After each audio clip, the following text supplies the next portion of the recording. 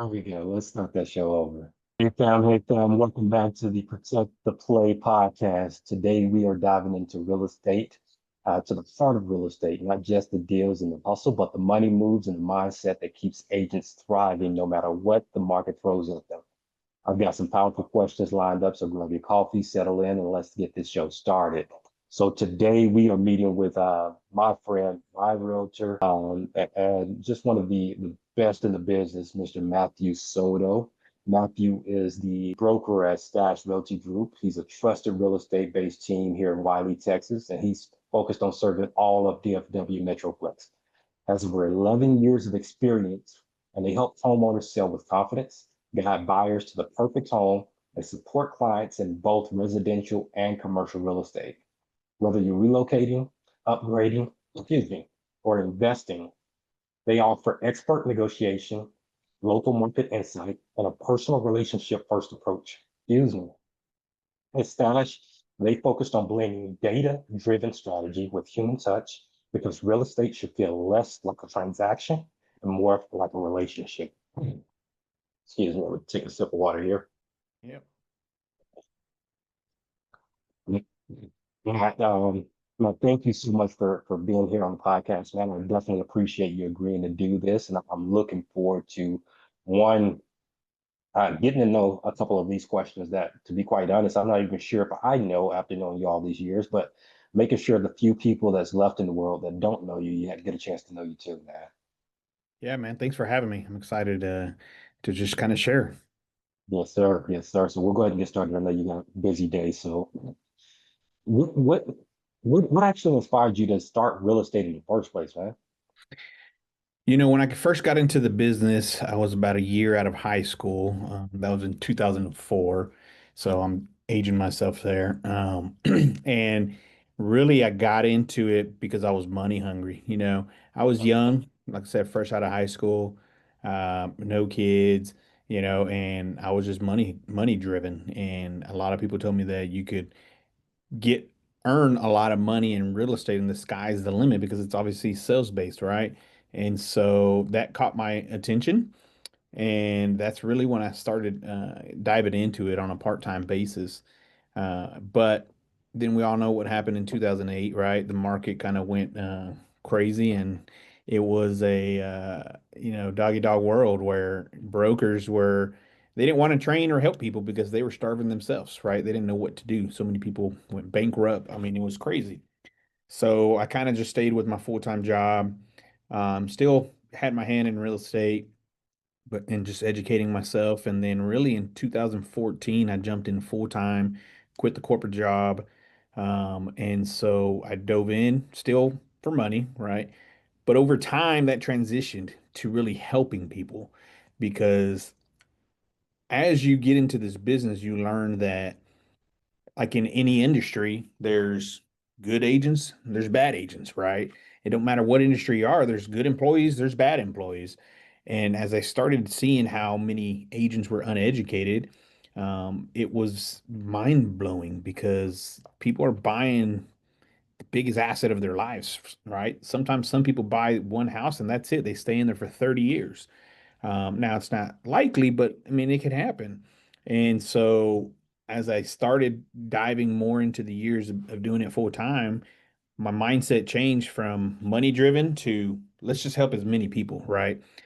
I've helped people over the years buy a $5,000 cash lot because that's how much they were back in 2014, 2015. You could still find that to, we have a $1.7 million listing right now, right? And they all get treated the same. I don't look at people any different just because their budget range is different. And so, yeah, I mean, that's really why I got into it and how it's developed over time over the years. Absolutely, absolutely. Not gonna skip over that. The progress from $5,000 lots to $1.7 million listings, man. Round of applause for that. I know that just shows that high level of professionalism that you have, and really, as you've mentioned earlier, just really focused on helping people. But if you see any more of those $5,000 lots, man, please let me know. Be buying them up myself. All right, so we'll move on. Now, Obviously, you talked a little bit about earlier being money hungry, and I can relate to that. That's kind of why I entered sales myself. But every agent has that one moment that completely changes how they think about money. What was yours? Was it a big win? Was it a loss? Like, did something totally unexpected happen? What was it for you that changed how you think about money overall? Obviously I grew up poor, and I'm not gonna say poor. My parents did as best as they could, right? I wore name brand stuff, even though they were living paycheck to paycheck. They just never let me know, right? That's the parent's job. You don't show your kids and whatnot. And so really it was when my mother passed away and I started getting all her bills. And I was like, holy crap, she was in debt. And so it changed my mindset where we didn't want the same for our kids growing up. And so we went from a let's just splurge and spend all the money we have to no, we need to start creating generational wealth and doing different things differently. And it didn't happen overnight, right? It never does. But you start taking those small steps to building that wealth in different and various ways, right? We first thing we did was obviously like life insurance. And then we got, obviously our real estate business. We started thinking of it as a business owner in real estate versus a realtor, right? Because those are two different mindsets when it comes to our industry. And so we started running it like a business. And then even fast forward all the way to today, I mean, we have our hand in just different avenues of income streams that all feed into one to help us build that portfolio for generational wealth down the road. Yes, sir. Yes, sir. That makes sense. That actually perfectly segues into our next question here. Obviously, in this business, income stops, you stop. Whenever you stop. So, and you guys have done a great job of putting some additional things in place around that. But what does actual security look like for you? At what point do you feel like deep down I'm good number one? We have a certain number that when our portfolio hits that number of income that's steady coming in when I don't have to work, it means we made it, right? Not that we made it, that means I can semi-retire because I don't think I'll ever retire because I love what I do, in our businesses that we have. But we have a goal and it's just chipping away at that goal little by little. And so it's not only getting out of debt, right? But it's sometimes we use debt to help us increase our wealth. And a lot of people don't So, understand that, right? And so, you know, it just we have that number in mind and it's at the goal of our family. And once we hit that, then we know we're good until our time comes. And mhm, so it's just like I said, think about traffic, right? There's construction, they don't build all five lanes at the same time. They build one, and when it's running right, then they start adding the second and third. I mean, think about 30 going to Rockwall. Phew, right? They have the one bridge, what is it? I think a four lane, and now they're adding on two or three more lanes because of the growth.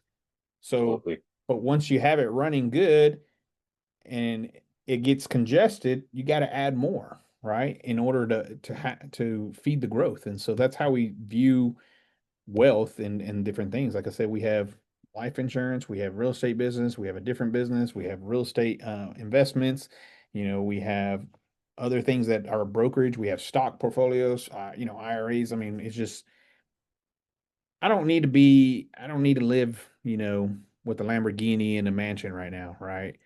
That's just not Absolutely. our lifestyle. It's not how we grew up. You know, we live a comfortable life and we set stuff apart, right? And some people don't, if they live paycheck to paycheck, I you know, challenge them to see where they can cut and splurge and stop keeping up with the Joneses and kind of take a step back in your lifestyle because sometimes you got to go in reverse in order to propel forward, right? And so, yeah, I mean that's kind of how we view it. Absolutely. I love that. I love that. And you talked a little bit about that paycheck to paycheck thing. And obviously, my background as a lender, I've worked with a lot of realtors over the years, and I've seen it firsthand. But let's play a little scenario. Let's play a little game here. If you couldn't work for 90 days, no showings, no closings, or anything, what would that do to your income and your lifestyle? And what advice would you give to someone to set up the proper way to be able to plan for something like that? You know, agents, unfortunately, they spend their money before they get it. Our industry is so crazy where there's now companies that if you have a contract, you can submit it to these contracts to basically get a pay advancement, right? The payday loan business model went into the real estate where, hey, you can get compensated before this deal even, happens. And agents sometimes fall for it because I understand that whatever their need is, but you have to think differently. You have to think like a business owner, and you have to look at your first check that you get. People go and spend it, they pop bottles and everything else. I know I did it, right? I mean, those checks are sometimes good, but then when it comes to continuing the pipeline, it's like, well, shit, I just spent all my money. And so, you have to divide your compensation, right? Uncle Sam, you need to, depending on where you're at, talk to a CPA or a financial advisor, tax preparer, and see what you need to set back for that first. Then you set a certain portion of, um, your everyday living expenses and pay yourself, and then the profit you got to reinvest it. It's not really profit, reinvest it to grow the pipeline. And so, you know, when we started building our portfolio, we understood that. And so even in the out of our each check we have where it goes into a certain account, there's a book called Profit First. I'm sure you've read it by Yes, Mike, yes. and I'm not going to butcher his last name, but Mike K, I think. Um, where you got to have these buckets and you got to treat your checks like that, right? Your compensation, where we even have one for investment opportunities, right? So when these homes come, who's better to buy an investment property than us agents, right? We know the market, we know the potential. Okay. I bought ours from clients who said, I'd rather sell it to you than put it on the market, having to clean it, having to show it, having to do all this. And I'm like, my job is to help you sell it and maximize the opportunity to get you as more money. But they're like, that's not what I want. I want convenience. And I'm okay paying you X to buy this house, right? And so we buy it at a discount, but it's a discount for us, but not for them. They're getting a deal because they don't have to deal with all the stuff that you have to go through. We've bought houses like that before. And at the end of Absolutely. the day, if I don't sell another house, like I told my wife, we can view our account and say, how much, how can we, how long do we have to get by? You know, I would think we probably have about a year, maybe 2 years. At the end of the day, I tell people all the time, if I don't sell another house, I'll sell one of my investment properties because over time, I've gained equity in those properties. Even though most people may think the market's down, we bought them years ago and we hold on to them. So at the end of the day, if I suck and don't sell another house, I can sell one of those and we can probably get by another year, right? And so we have all these different things, and they're for reasons for these cloudy days. Because in real estate, we all know the market's up and down. We can only control our habits. We can't control the market. We can't control what buyers and sellers do. But I can control if I'm out there talking to people, if I'm, knocking on doors if I have to, which I don't. But if you do, if you're in a situation and need some money and you need your next client, you do whatever it takes. So we have the things built where I think we could get by maybe 1 or 2 years if we're really stretching it. If I didn't sell anything, and it's all due to the way we've set up, over the years, what we thought of and how we use money and how we invested into building our wealth. And so, you know, yeah. There was quite a bit of information on what you guys have done. And I know, personally being able to see all of the work that you guys are doing to build that portfolio and make sure that you're building for the long term. It's rewarding to know that that side is out there. But I want to ask you, have you ever seen or even experienced personally where either a deal went wrong or a life event that nearly wiped someone out financially? And what was your takeaway from that particular scenario? I hear stories all the time from agents who are having challenges, right? and it's unfortunate. And when I try to help them and I ask them, well, are you doing X, Y, Z? Are you doing A, B, C, D, E, F, G, all the way to Z? Like, are you covering all these bases? And their answers are no. And it's like, I have that mindset now where I feel for them, but I don't because at the same time, they didn't do what it takes, right? And they're having to go get corporate jobs to make ends meet. I've had agents say, man, I would love to come join you at your brokerage, but I don't even have the $250 to pay to join. And it's like, then you need to go back to the corporate world because, I mean, it takes a while to earn in this business and it's not for the faint of heart, right? And personally, there was a time where, we I can look at my numbers and I've had years over the years go up and I'm having them come all the way down. And it was because of my own personal things that I was going through, right? Challenges that I was going through. My mind wasn't there. So I know when I see my numbers over year, if I'm going up, it's like, where was I mentally for that time period? And I was in good headspace. And then when I start feeling down or different things because we all do it, my numbers start going down or my focus, my attention starts going away and my numbers start going down. Then it's like, oh crap, I need to, you know, we need to get back to it. And then they start slowly going back up, right? We had a time where it was during COVID, we couldn't go places, but we took a vacation where we're like, we're just going to go to the lake, right? Um, I think we had 10 deals in the pipeline under contract. We were fucking living up here, right? 10 deals. Eight Absolutely. of them terminated while we were on vacation. And the crazy part is had already started setting ourselves up in the right way where if deals fall apart, it is what it is. But I could only imagine if I was living paycheck to paycheck, banking on those 10 deals to come through and I was already spending money, that right there would have, probably broke us. um, Absolutely. where I would have been back into, the corporate world or, living paycheck to paycheck. And I've always told my family, like, look, if real estate market changes or if I can't sell another home or something happens, I mean, I don't care. I'll do what it takes to feed my family and go work anywhere.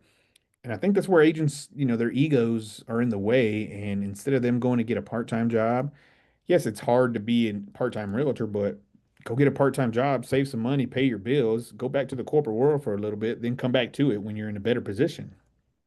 And Absolutely. so, yeah, man, there's always challenges and stories, not only from ourselves, but from other people where this industry can break people bad.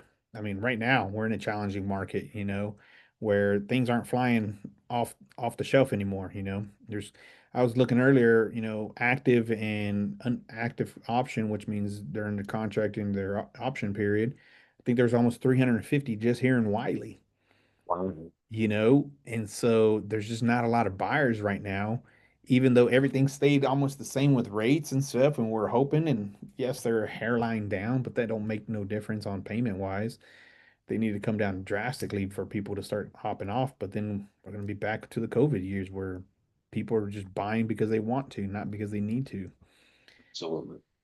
So that actually brings me to my next question. We got about two or three more questions, man, and if you still have time. Yeah. But um, you talked about that mindset shift of actually going through those hard times and things of that nature. What's your personal strategy for protecting your income or during those types of periods? Because reality is it's the market shifts, life throws you curveballs.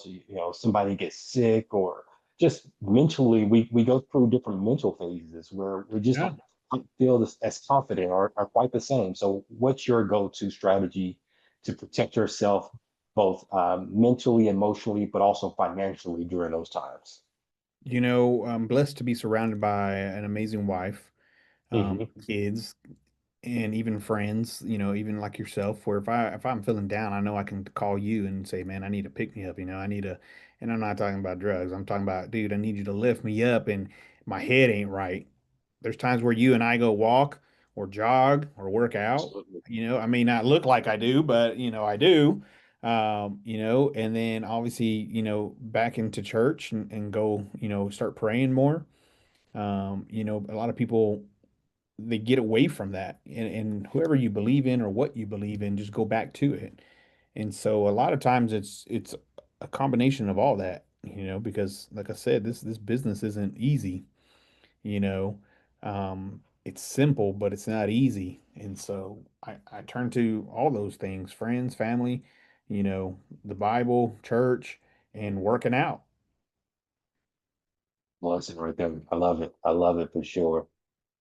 So earlier you mentioned you and Diana kind of putting together plans and thinking about the future and things like that. So how important it is building a legacy for the boys in your wealth planning, and what does that actually look like for you guys? That's the ultimate goal. A lot of people think, we're trying to build a big real estate business. We're trying to build a big, let's grow business. And really it's, our goal is to build a legacy. That's at the top of the chart. And all these things that we do is feeding that. I'm, I'm not here to build a big real estate business because I don't know if my kids want that, but I can funnel those opportunities into the legacy portfolio where if it's there, they can have it, and if not, they can sell it, or if it just goes away, but we've built this other thing. And so that's what the goal is. And so our real estate business feeds into that, and all those investments and opportunities that we have in that industry, and then our networking business feeds into that. And then now we're blessed to have a nonprofit that's pending right now, nonprofit. I never thought I'd do that, right? And that's just to show the kids, like, hey, even though you earn well when you do, you still have to give back in some way. And it's like, why not Absolutely. create our own in something that we're passionate about, which is baseball, right? And and give back that way. We're always giving back to the community, but how can we have a bigger impact that could potentially have a bigger reach and teach our kids that it's not all about money. Money isn't everything. Money is just a tool, and it's how you use the money which is everything. And so we're not an Instagram, realtor or real estate business. And what I mean by that is, we actually work for a living and do the grind every day versus just posting a fancy picture of a house that isn't even our listing. And yes, we do that for marketing, but we don't only do that. Yeah, yeah. That's always a tricky thing, right? Because social media has put us in a position where success sometimes can so easily be faked, right? I had a conversation with someone that was interviewing a realtor recently, that they saw a great, online presence, and they found out that that realtor realistically had only closed two deals in the last 3 years, and so it's very easy to look very successful, with the help of social media. And obviously that has to be a part of the marketing plan and things of that nature, just because that's the way the market is right now, right? But I agree. You have to put the work in for sure. Yeah. So And I think people from, the public can, when they're interviewing agents, that's what they got to do. They got to interview. Just don't go based off of yes, what you see. And if an agent isn't as confident as you want them to be, then you may want to interview somebody else, right? Because it's all about confidence and knowing and talking, not just looking the part. I tell people all the time, they ask me why I don't dress in three-piece suits when I go on appointments. And it's like, well, one, I live in Texas and it's 110 degrees outside.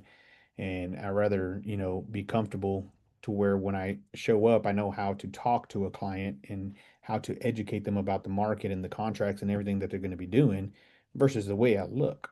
You know, now, am I dressed like a homeless person? No, right? But, I'm not in a three-piece suit either. I'm just being me and absolutely. being authentic. But the way I present my professionalism is how I talk about things, the strategies, the contracts, what they're signing, what the market's doing. I talked to a client yesterday where, their house has been on the market for a little while, and that's just we got to go with the market. But I update them and tell them, like, out of all the lenders I talk to and work with, they all tell me that their applications are up 2 to 3%, which was telling us what? Hey, it's telling us that buyers are coming to the market and going to start shopping for a home. And he's like, I've never had anybody do that. Thank you. And I appreciate you giving us those updates versus just telling us, like, hey, we had no showings, we'll keep marketing the property. And it's like, yeah, because that's what we do. We're not here just to put a sign in the yard. Our job is to sell the house and to update you on what the market's doing and why maybe showings are stale or what's happening and what we're looking forward to and how we're adjusting our marketing. So it's that confidence in knowing what we're doing versus how we look. That's it. That data-driven plus the human touch. And so that's first and Absolutely. foremost is you got to be authentic and human. Sure. Now, if you could go back 10 years, um, just thinking back to your past and everything that you guys have done, and obviously you guys have made some incredible moves. But what either money or security moves? Because obviously this is the Protect the Play podcast. We want to make sure that people are putting their protection in place. So what money or security moves would you have made sooner if you could go back 10 years? I would plan for the future first and foremost. Like if I there's people out there, if you want a family, if you want to get married, right? If you want to have kids. And it's like, cool, if I know I want that, I'm going to end up with that, then I need to start now, even though I don't have them. Start putting that money away, start having that life insurance. Imagine if I would have bought life insurance or these other products 10 years ago, they probably would have been loaded up already. Like where, if I started 5 years ago, yes, I started 5 years ago, but they wouldn't have been as good as it was 10 years ago and early on because we all want to be healthier when we get older, but it's life. It just doesn't happen. I was probably my most healthiest 12 years ago if I would have had even life insurance because I didn't know they were going to take blood and things like that. I have a policy for back then, like where I want to change it, but I can't because I was approved back then and it all looked good. Where if I was to get approved today, it may have some riders or some hiccups on it, right? Absolutely. So I would have started way sooner knowing what I wanted in the future. And so if you want kids, you want family, start preparing those things now, right? Start lining up your goals for that because that may even help you get the wife or spouse that you want, right? Hey, I have all these things set up for us and for our future. Then pop the question. And so, The sales point right there. yeah, but what I'm saying though, I would have started a lot sooner in investing and building these products and having these things in place versus now. I've always told people back in high school I was going to retire when I was 40 or be in a position to retire when I was 40. Well, I hit 40 this year and I'm not quite there yet. Like I mentioned, I can get by a couple years, but we're not at that number as a family. And so Absolutely. if I would have started 10, 12 years ago, probably would have been on a better position, at the 40. So now the new goal is 50. So 10 more years. 10 years, 10 years. I'm gonna be rooting you on and watching, making sure I can 10 support you years. throughout that process, Hey, brother. And then the last question before we wrap up here today. Obviously that last piece of talking about planning sooner is probably a answer to this, but maybe there's a different answer. So what would your best advice be for the next generation of realtors? I talked to a gentleman literally on Thursday last week that he's about to get ready to take his chance now. And so for somebody like that, what would you tell him about building wealth that actually lasts as a realtor? use real estate as a tool to build the wealth, put in the work. Um, it's not simple. I mean, it's not easy. It's simple of the things that you got to do and just do it and keep doing it consistently. And you're in one of the best positions as an agent once you become known, or at least in the community that you serve, because everybody comes to you for resource. I have agents come to me now, like, hey, do you know this? Do you know a person here? Do you know a plumber? Do you know this? They're like, man, you're the resource guy. Yes, I am. I mean, because I've made those relationships and I feel confident at the people that I refer to, right? But as far as building the wealth, it's like start now. I would not, and this is not because I view agents as competition because I love to collaborate, but if you're trying to get into real estate today, I would not, if you do not have at least bare minimum 6 months of reserves to pay your bills. Because if you don't, it's going to take time to get your first deal. If it does not fall apart, and then you can keep building that momentum off of that. But if you don't have it, and in 6 months, you're going to have to go get a corporate job instead of all the compensation you could have been making or you would have made to invest and put into wealth, you're going backwards because you're behind on bills. And so that's going to put your timeline to start building the wealth even further out. And You so a bare minimum of 6 to 12 months is what I tell agents. Now, if you have a spouse who's the breadwinner, and they got all the bills covered and you're doing real estate for you and for building the wealth, cool, jump in now. But if you don't have that, then I would not get into the business, at least unless you have 6 to 9 months bare minimum of reserves. that's definitely a great tidbit. I've always heard, 3 months, but obviously this isn't the same market that we've been in previously. Yeah. So I definitely think being more conservative in that standpoint, from that standpoint, is probably the best bet, man.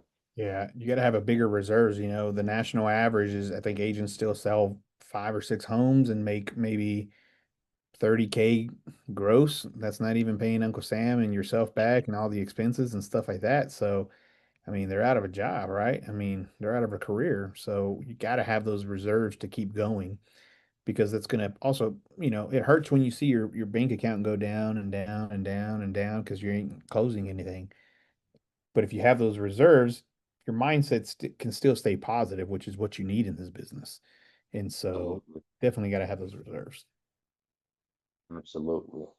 Well, Matt, man, I definitely appreciate you for stopping by. Obviously, I'll put all of your information in the show notes, but what's the best way for any of our listeners to reach you or learn more about you? Yeah, definitely just follow me on social. Most of my handles are Mustache Realtor DFW.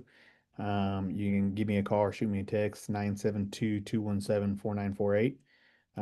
But yeah, anytime. All right, there you have it. We're on a mission to change the way you think about money, security, and your real estate career. If today's conversation has got you thinking, stick around. We're going to go deeper into actually how to put some of these things into action. Until next time, keep building, keep protecting, and keep playing the long game. Protect the play, secure the win.